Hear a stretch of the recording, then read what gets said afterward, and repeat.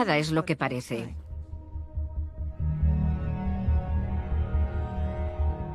Es un poco de todo.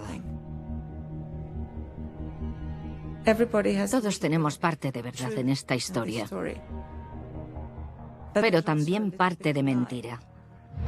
Así que tienes que buscar el camino entre la verdad y la mentira. Me dijo que quería casarse conmigo lo antes posible y que estaba intentando conseguirlo. Estaba loco por ella y se quería casar con ella. Corina estuvo a nada de ser reina de España. Se activó una operación de Estado para romper la relación. Que los servicios secretos españoles asaltaron su oficina en Mónaco y que incluso le robaron diferentes documentos. ¿Cómo salí de aquello? Fue toda una operación.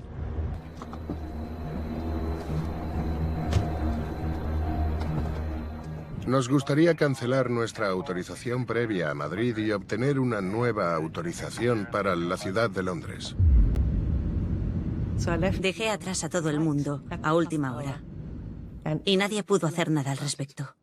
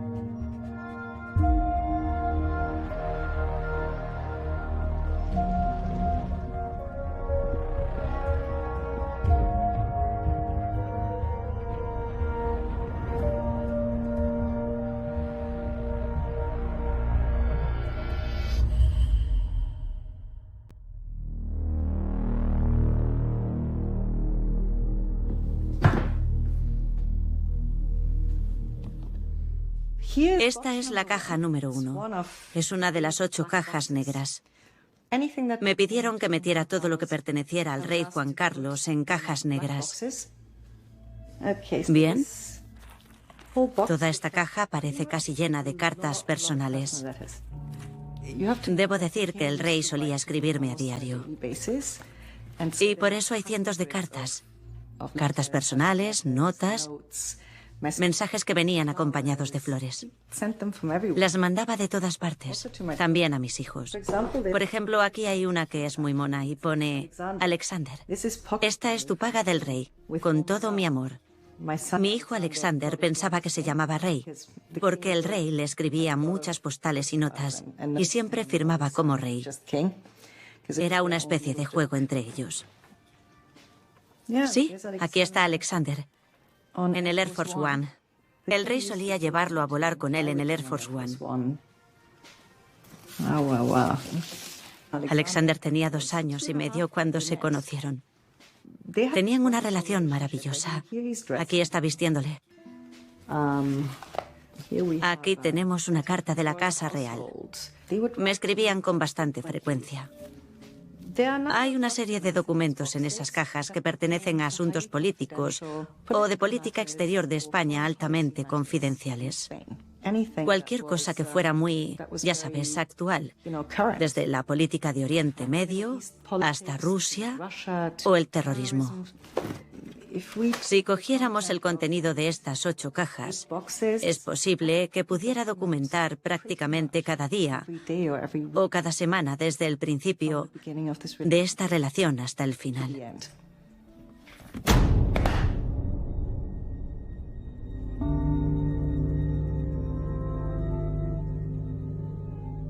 El rey Juan Carlos, en realidad, aunque oficialmente sigue casado con la reina Sofía, no tiene una relación sentimental con la reina Sofía desde que el rey Felipe VI tenía 5 años. Juan Carlos no tenía ni lealtad ni fidelidad. Su conducta no era la que tenía que ser. Corina y don Juan Carlos han destrozado la familia española.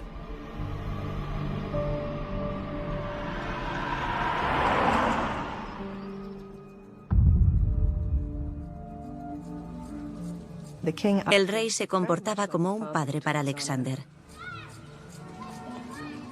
Es muy importante que cuando estés con alguien y sea una relación seria, tus hijos formen parte de ella. Creo que la infancia es muy importante para formar a una persona para el resto de su vida.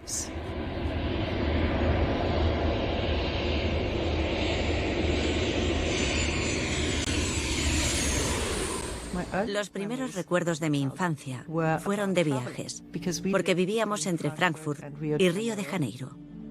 En aquella época, volabas muy temprano por la mañana y veías el Corcovado y el Cristo tan magnífico, y lo veías entre las nubes. Entonces estaba convencida de que Dios vivía en Río de Janeiro. Mi infancia es algo que, la verdad, recuerdo con mucha nitidez. Tengo muy buenos recuerdos de mi infancia. Mi madre es alemana. Era una señora absolutamente impresionante y lo sigue siendo hoy a sus 83 años. Ella me enseñó una parte de mi vida que es muy importante: la disciplina alemana, el sentido del orden, de la organización. Pero al mismo tiempo tenía un increíble sentido de la estética. La observaba preparar la casa para los numerosos invitados que recibíamos varias veces por semana. A casa venía gente de todas las religiones, gente con opiniones políticas diferentes, personas de distintos países, jefes de Estado. Mi padre era una especie de ser maravilloso. Y creo que fue muy empoderante para una niña pequeña. No me trataba solo como a su princesita, diciéndome constantemente lo guapa que era. Siempre me hacía sentir segura de mí misma. Pero al mismo tiempo me decía: no tengas miedo de nada y nunca le tengas miedo a nadie. La actitud ante la vida era de apertura total. Aquellos años de mi vida me hicieron ser quien soy.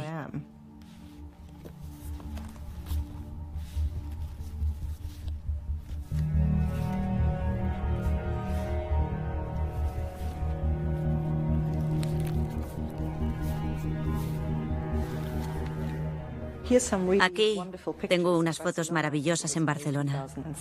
Creo que fue en mayo de 2006. Se ve la maravillosa y cálida relación que tienen y cómo están en su propio mundo.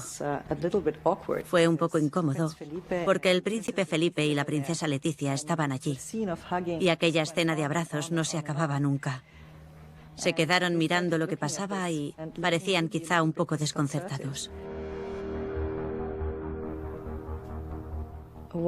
Aunque al principio me mostré reticente y un poco cautelosa, con el tiempo eso desapareció. Porque estaba muy claro que teníamos una relación muy seria y yo también estaba muy enamorada de él. Así que se trataba de una relación muy profunda y significativa para ambos. El rey me había hablado de su deseo de que mis hijos y yo formáramos parte de su testamento. Sobre todo a Alexander, pero también yo. Juan Carlos me regaló una gran suma de dinero.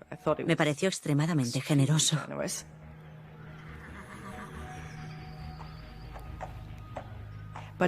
Pero le preocupaba mucho que su familia no respetara sus deseos. Dijo que destruirían su última voluntad. Comprendió que con una familia tan disfuncional, si lo dejaba en sus manos, nunca se preocuparían por mí.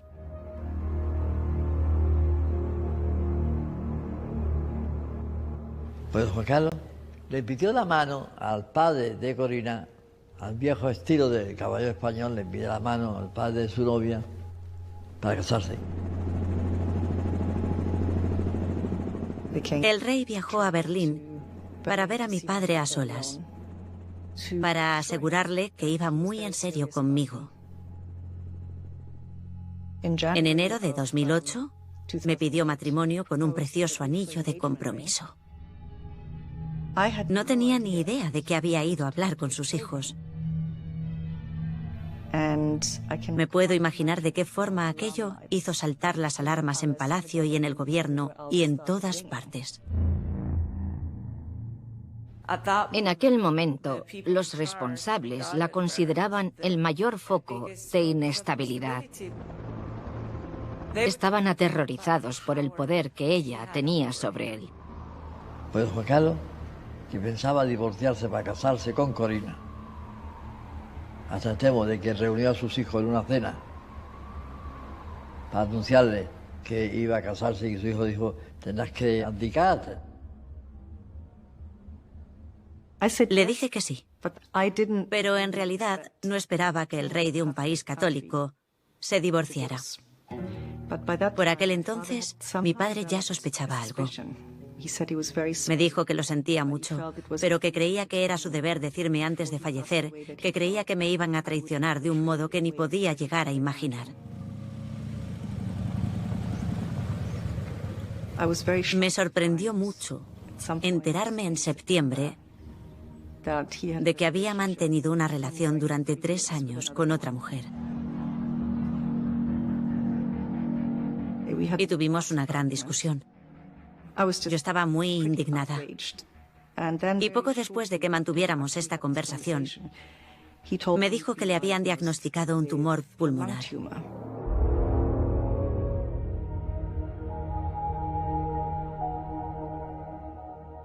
Y no quería abandonarle en un momento de auténtica necesidad.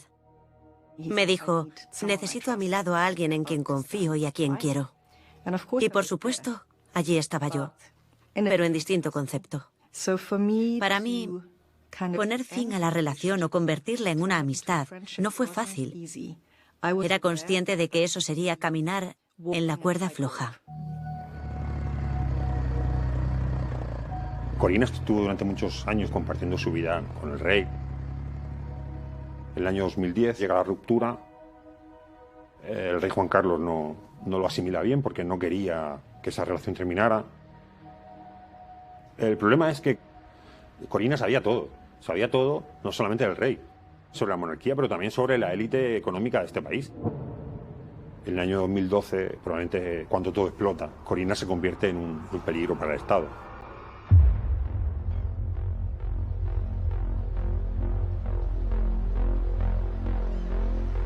Y eso es uno de los principales motivos por los que en el año 2012 el CNI monta una operación para intentar arrebatarle a ella toda la información sensible o comprometedora que ella tiene en Mónaco. Mi equipo de Mónaco me informó de que habían llegado guardias de seguridad y habían invadido literalmente nuestro apartamento y la oficina.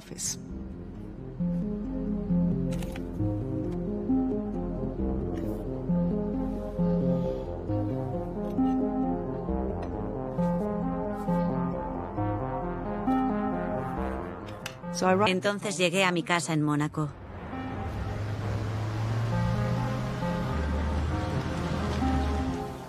No tenía ni idea de quiénes eran aquellas personas. ¿Cuál era su misión? ¿Estaban allí para matarme?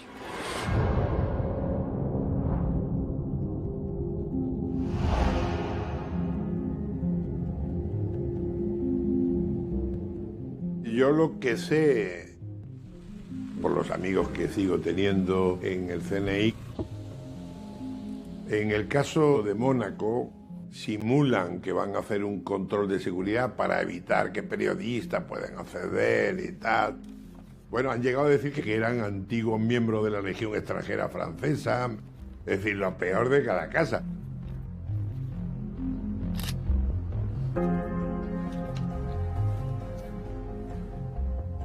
Recibía casi a diario llamadas y correos electrónicos del general Sanz Roldán, el jefe del servicio secreto bajo la dirección de correo electrónico Paul Bon.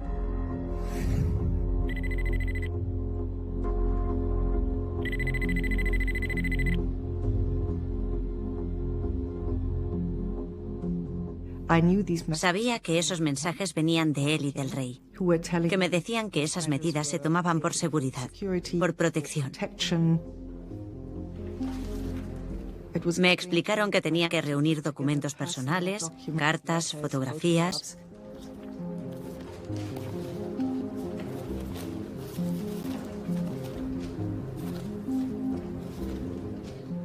Por supuesto, accedí. Incluso me proporcionaron unas enormes cajas negras.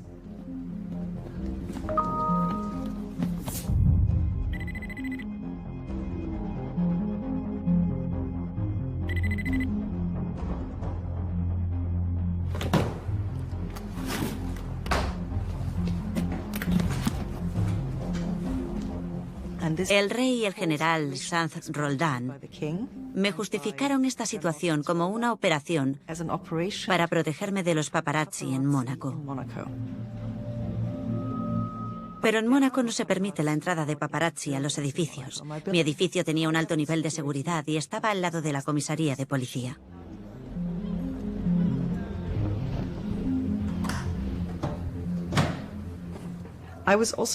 El rey también me dijo que esta misión se llevó a cabo con el permiso del príncipe Alberto, pero nunca creí que fuera cierto.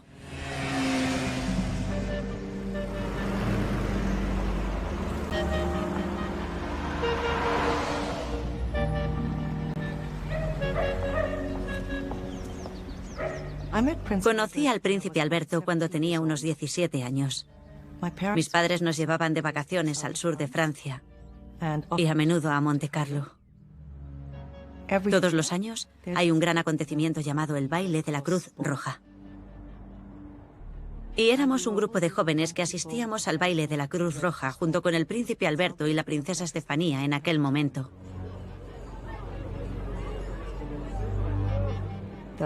Era muy joven y llevaba un vestido rosa que mi padre me compró en París para la gran ocasión. Y fue una noche preciosa.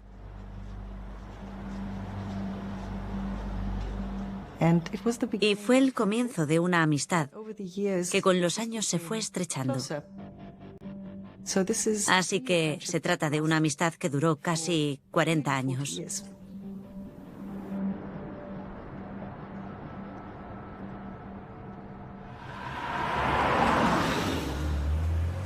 Para aclarar el tema, decidí mandar una carta al príncipe Alberto, dada la antigua amistad que nos unía y los muchos momentos que pasamos juntos.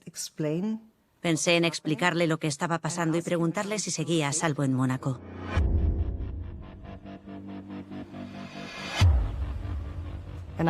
Y no recibí ninguna respuesta. Y no responder es una respuesta. Significa que no estás a salvo y que no eres bienvenida.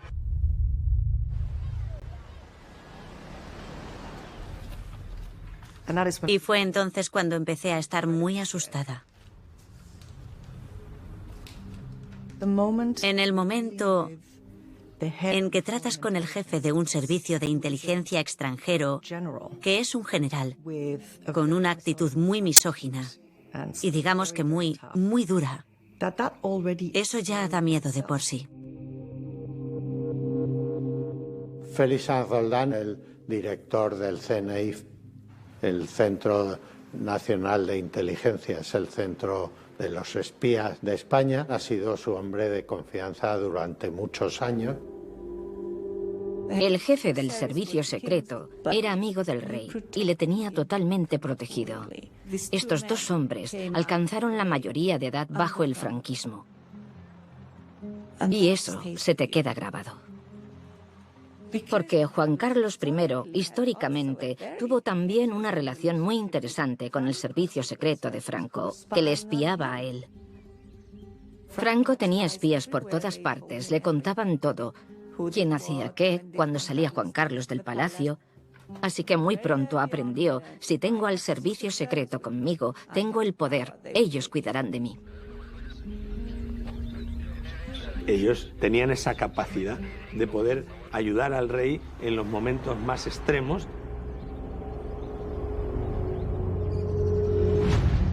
Como fue supuestamente un caso de Sandra Moszarowski. Había rumores. Un buen día, esta chica se quedó embarazada, supuestamente de Juan Carlos I. No olvidemos una cosa, y es que esta niña era menor de edad. Lo más fácil era plantear el aborto. En un principio ella dijo que sí, hasta que empezó a notar el bebé dentro. Ya llegó a tener 5 meses de cuando murió.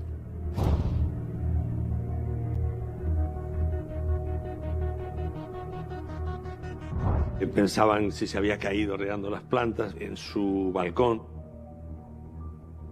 Pero también ya se hablaba de la posibilidad de que la hubieran tirado.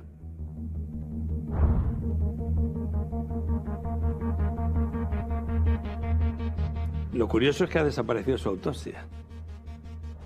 Hay algo que no cuadraba en su muerte.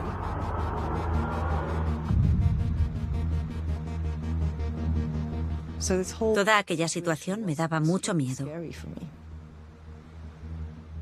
Para mi gran sorpresa, encontré un libro en mi mesa de centro sobre la muerte de la princesa Diana y la implicación del servicio secreto en su muerte.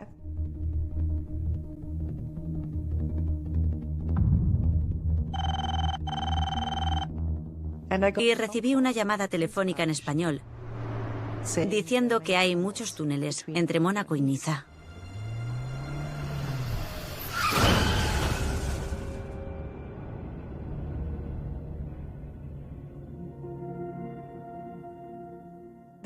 Aquello empezaba a ser cada vez más aterrador.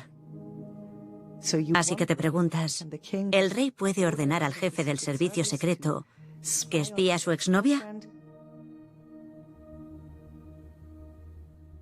Y siempre que le preguntaba al general Sanz Roldán qué estaba pasando de verdad, me decía que no podía revelar la naturaleza exacta de la misión porque era como secreta. Cada vez que llamaba al rey para preguntarle qué estaba pasando, fingía sorpresa ante algunas de las quejas que yo tenía sobre lo que pasaba en mi apartamento.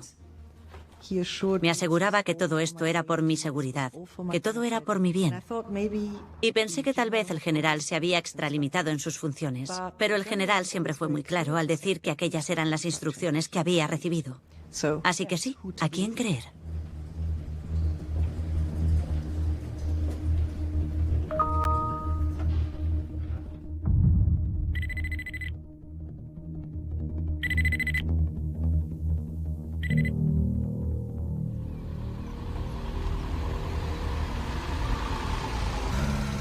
El Centro Nacional de Inteligencia durante muchísimos años actuó como una guardia personal del rey Juan Carlos.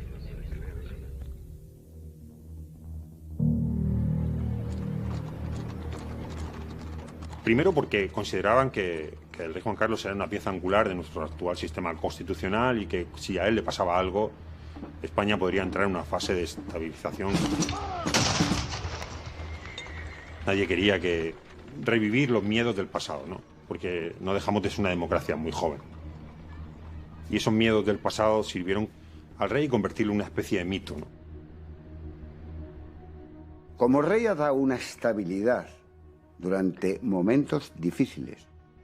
Y la sociedad miraba a don Juan Carlos no como al jefe del partido político A, B, C o D, sino lo miraba como aquella figura que esa sociedad necesitaba para sentirse tranquila. El problema es que con el paso del tiempo, esa necesidad de proteger al rey Juan Carlos de todo tipo de amenazas degeneró hasta convertirse en una especie de protección o de escolta personal del rey Juan Carlos también en esa otra parte que no tenía que ver con su agenda pública, que tenía que ver con su esfera privada. Corina no era la primera amante que tenía el rey Juan Carlos. Había tenido muchas. Y en el pasado todos los casos se habían solucionado con dinero o con amenazas.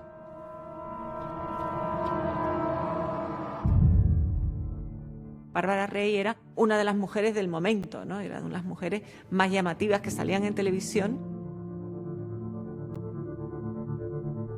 Y los hombres de esta época, que no estaban acostumbrados para nada a ver a una mujer semidesnuda en televisión, estaban completamente fuera de sí, ¿no?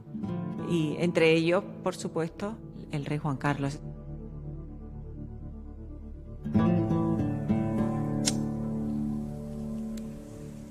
¿Te gusta la palabra amante? Me encanta. Siempre que has estado con alguien es porque lo amabas. Sí. Él dejó de mantener la relación con ella y entonces ella comprendió que se iba a quedar sin nada y intentó maximizar eso que tenía. compró un equipo de grabación con cámaras y tal, y micrófonos. Los instaló en su casa y ese día se lo llevó a su casa. Y ahí es donde es el famoso vídeo que existe. La existencia de las cintas es real. O sea, hay unas cintas de los encuentros amorosos de Bárbara Rey y de Juan Carlos. Todo lo que se dice de lo que ocurre en esas cintas sería una imagen que un jefe de Estado no... Y esa cinta que compromete a personas importantes. ¿Tú crees que solamente hay una cinta que compromete a personas importantes? No sé con quién, pero estaba negociando pues un pago que la mantuviese callada. Aquí en España se habló que era Mario Conde, un banquero muy famoso en esa época. Me llamó mi abogado y me dijo, creo que tienes que hablar con Bárbara Rey. Yo con Bárbara Rey. Pero no tenía la más remota idea de que había tenido algún tipo de relación con el rey. Y me dijo unas cosas que no me hicieron ninguna gracia. Y el rey entendió que aquello era un problema. ¿Cómo lo arreglaron? No lo sé. Ni he preguntado ni nunca lo he hablado. Nunca lo he hablado. El pasado 25 de mayo, Bárbara Rey denunció ante la policía un robo en su domicilio. Los ladrones forzaron la caja fuerte de su casa, llevándose cintas de vídeo. Según la denuncia, toda esta documentación comprometía directamente a una persona con la que había mantenido una relación personal. Una persona muy importante cuyo nombre no quiso desvelar. Me tienen amenazadas a mí y a mis hijos de muerte. A mí me matarán. Pero desde luego, yo llego hasta el final y la gente sabrá quién me ha matado. No sabéis de verdad. Y se lo digo a todos los españoles, en manos de quienes estamos.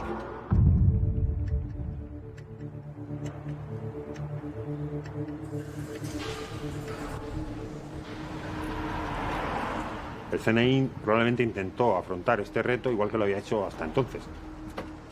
Pero Corina no iba a estar dispuesta a aceptar una amenaza porque era alguien que sabía defenderse y que no estaba dispuesta a aceptar esa imposición de un servicio de inteligencia extranjero. ¿Por qué se pone nervioso el señor Saldán y empieza a mandarle mensajes diciéndole que por su bien y tal, si no colaboras y tal? Pues simplemente porque creía que estaba tratando con alguna de las parejas habituales que tenía don Juan Carlos, ¿no? Actrices y tal, modelos, chicas y tal. No, esta es una señora de primer nivel, una empresaria formada, alemana, y con una estructura intelectual importante y por lo tanto no hay nada peor en inteligencia, en el mundo de la inteligencia, que subestimar al enemigo, ¿no?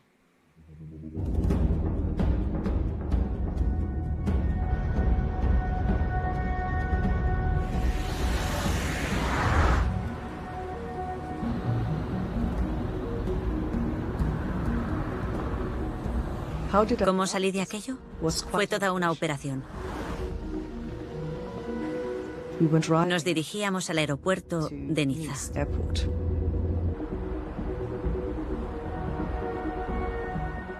Mi mente iba a toda velocidad, porque pensaba que en algún momento, tal vez de camino, aquellas cajas desaparecerían y yo acabaría en cualquier cuneta.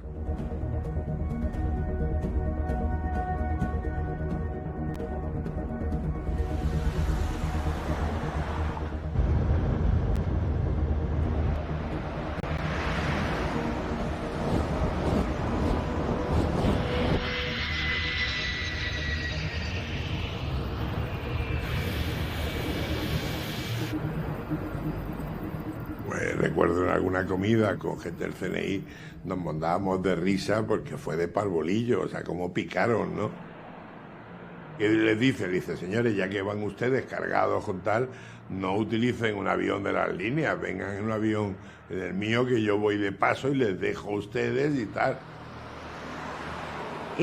El procedimiento normal en la terminal de aviación privada de Niza es que primero se cargue tu equipaje. Solo una vez hecho esto, Los pasajeros pasan por el control de seguridad. Pide los pasaportes y mientras están en la sala de espera se los deja en tierra, ¿no? Decidí que iba a coger aquel vuelo sola. Ha habido un cambio. Nos gustaría cancelar nuestra autorización previa a Madrid, Lima Mike Delta, y obtener una nueva autorización a Echo Golf Lima Charlie Londres. Dejé atrás a todo el mundo a última hora. Y nadie pudo hacer nada al respecto.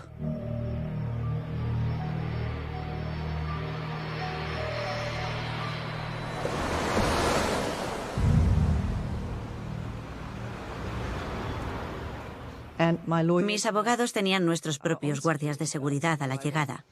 Fue a última hora de la tarde. Nos dirigimos al hotel y los guardias de seguridad durmieron en una habitación contigua a la mía, con puertas comunicantes, con estas cajas hasta que las llevamos al lugar seguro al día siguiente.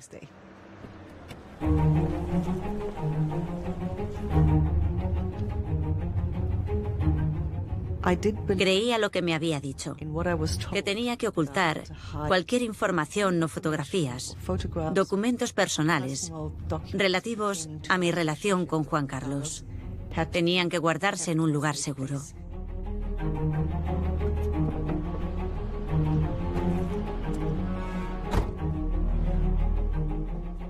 Las dejamos en las Silver Balls. Yo lo describiría como un búnker churchilliano.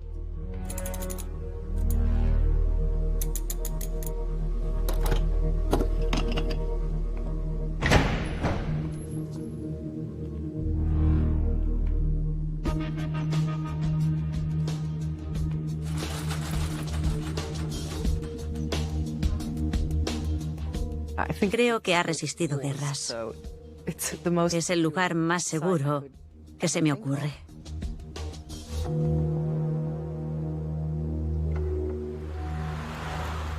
Me tomé muy en serio el asegurarme de que aquellos documentos nunca cayeran en malas manos.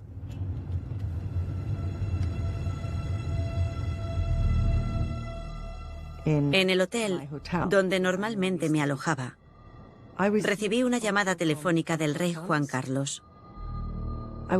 Me dijeron que el general Sanz Roldán necesitaba verme y que venía a Londres para hablar conmigo. El general llegó a Londres.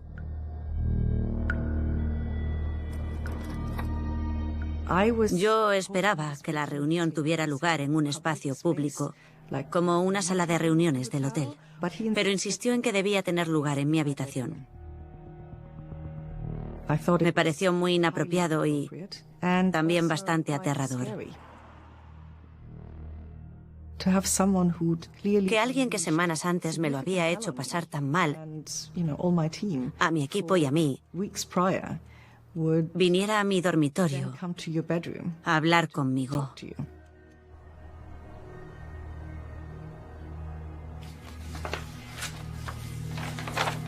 Ella habla de amenazas. Lo que sí tenemos certeza y lo que sí está acreditado es que el antiguo director del CNI, el general Félix Sanz Roldán, la fue a visitar en el Hotel Concord, en Londres, y allí, según el propio general Sanz Roldán, le comunicó que fuera lo más discreta posible, que sobre sus hombros pesaba el futuro de 45 millones de españoles, y supuestamente la misión de este general en aquella reunión fue esa. Estábamos los dos solos y no era una gran suite. Y en aquella reunión me dijo que no podía garantizar mi seguridad física ni la de mis hijos a menos que obedeciera sus instrucciones. Y esas instrucciones eran bastante extrañas. La primera tenía sentido: no hablar con los medios de comunicación, no defenderme de ninguna de las falsas acusaciones que se habían vertido. Así que, básicamente, me silenciaron. La segunda instrucción era mantener motivado al rey para que siguiera en su puesto.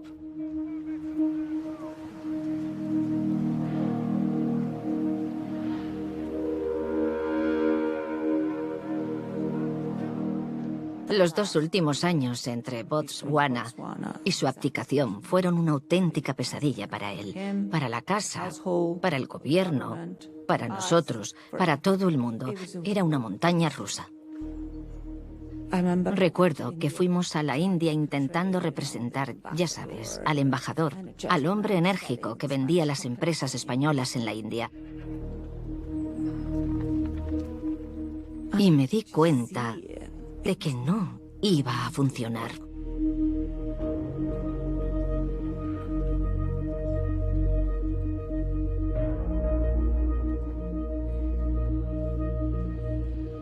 El peso de la corona es muy pesado.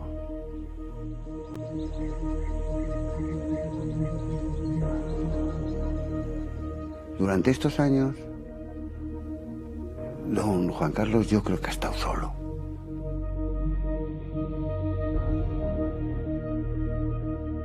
Y ha sacrificado mucho de sus sentimientos por la estabilidad de la corona.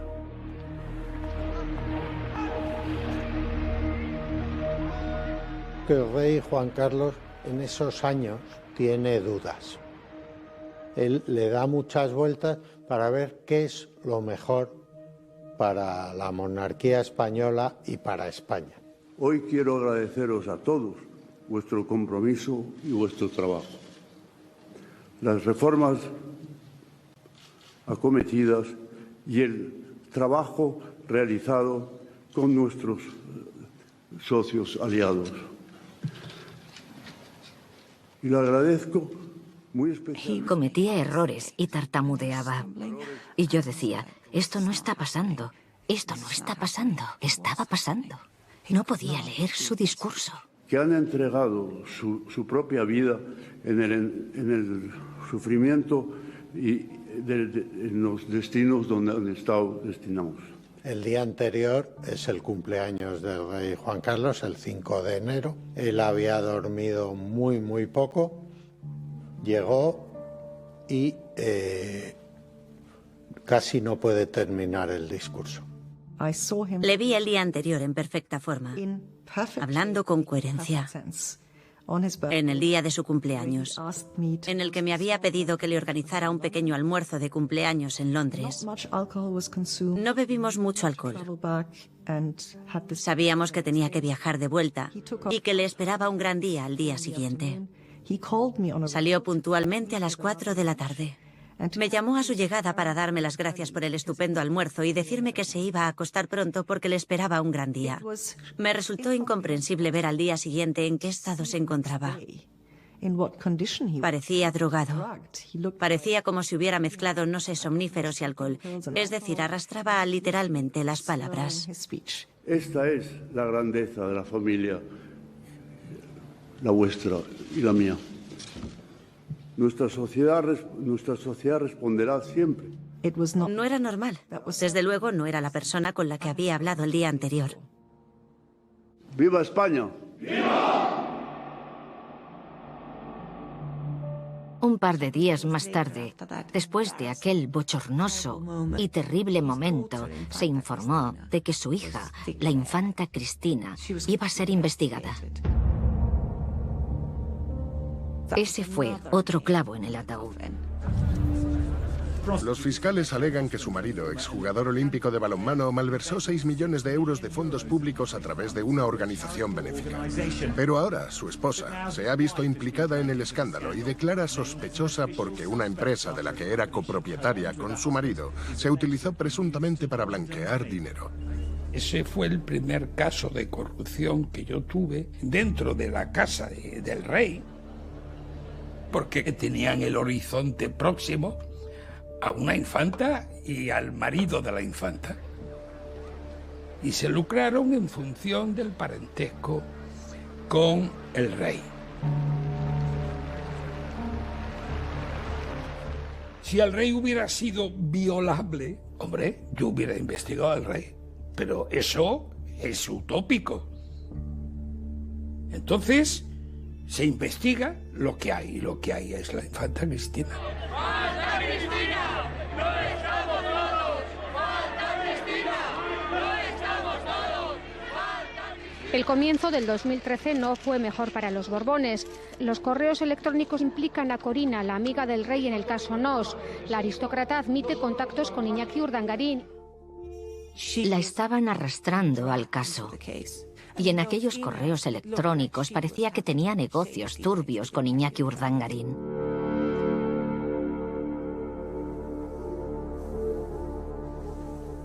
De repente me di cuenta de que me vería implicada en un proceso penal. Supongo que el objetivo claro era exonerar al rey Juan Carlos y a la infanta Cristina y convencer al juez Castro de que no estaban implicados. En aquel momento temía de verdad que la Casa Real estuviera tramando un complot para incriminarme falsamente con el fin de salvar a su hija. Le pregunté al rey Juan Carlos, ¿cómo has podido hacerme esto? Y me respondió, porque la sangre tira.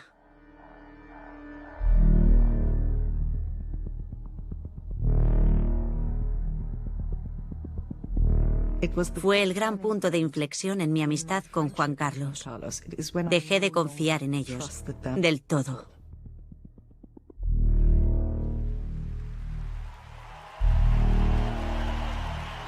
Afortunadamente, vivimos en un Estado de Derecho y cualquier actuación censurable deberá ser juzgada y sancionada con arreglo a la ley. La justicia es igual para todos. Que el rey diga que todos somos iguales cuando es el primero que no es igual. Hombre, la verdad es que molesta, ¿eh? Nuevos datos sobre las finanzas de Juan Carlos I. Y un día más, un nuevo capítulo sobre la supuesta fortuna del rey emérito. La revista Forbes lo ha situado en 2.000 millones de dólares. Yo voy a tener una maquinita para contar billetes. Eran 1.800 millones de dólares, lo que plantea la pregunta estrella. ¿De dónde sale todo ese dinero?